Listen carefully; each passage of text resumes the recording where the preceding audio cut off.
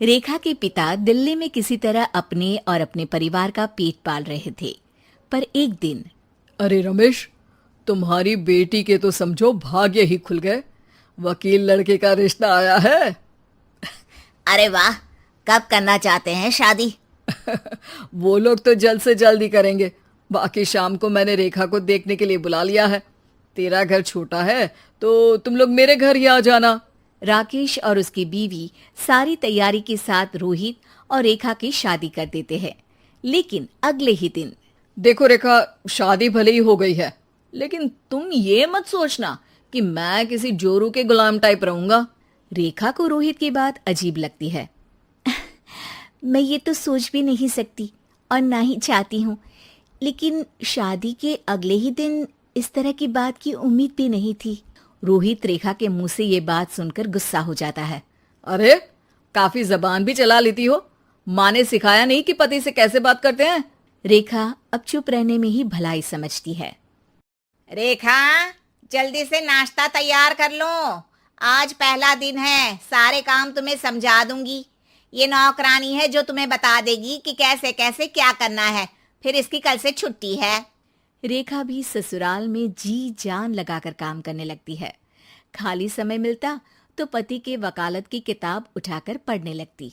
ये क्या, जब देखो तब पढ़ती रहती है। अच्छा सुन, कल पिता के घर से 20,000 रुपये लेकर आना।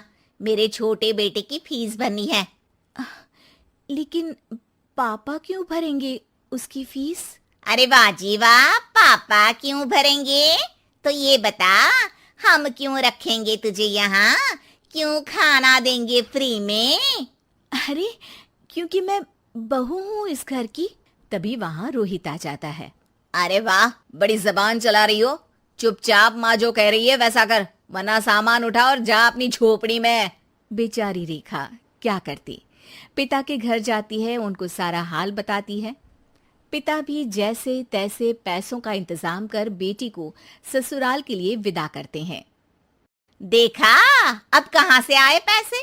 अरे बहुत माल है तुम लोगों के पास, बस सीधी उंगली से निकालते नहीं।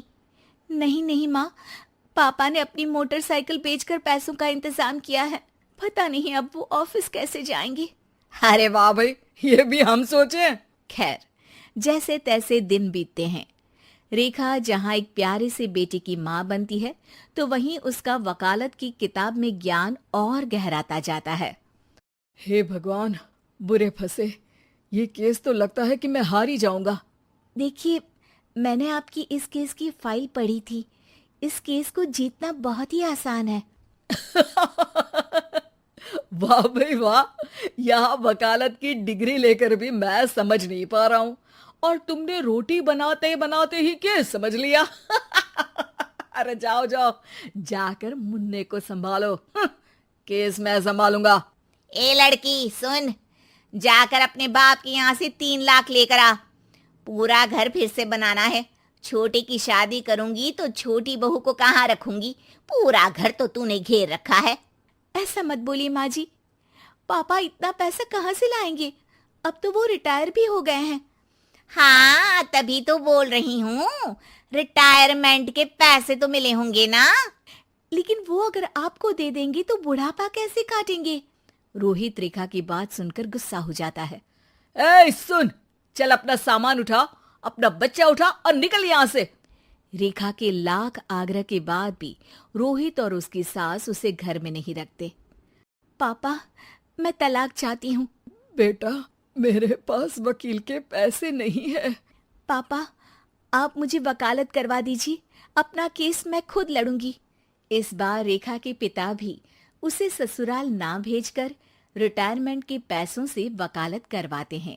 और फिर एक दिन कोर्ट के बाहर, रोहित, आज तुम अपना ही केस हार गए, वो भी उस लड़की से जिसकी तुमने कभी कदर ही नहीं की। रेखा, मुझे माफ कर दो। मैं इतनी बड़ी अमाउंट कहाँ से लाऊंगा? मैं हर महीने पैसे नहीं दे सकता तुमको। पैसे वहीं से लाना जहाँ से तुम मेरे पापा को लाने के लिए मजबूर करते थे। एक पिता अपनी बेटी की शादी उसकी खुशहाली के लिए करता है, ना कि सारी जिंदगी कर्जदार बनने के लिए। अरे, मेरे ही बेटे की किताब पढ़ पढ़ कर ज्ञान बांट रही हो। वकालत की किताब तो ससुराल में ही पड़ी थी ना। बिल्कुल, यहाँ मेरी गलती रही। जिस पैसे से मैंने इसकी शादी की थी, मुझे वो पैसे पहले इसकी पढ़ाई में लगाना चाहिए था।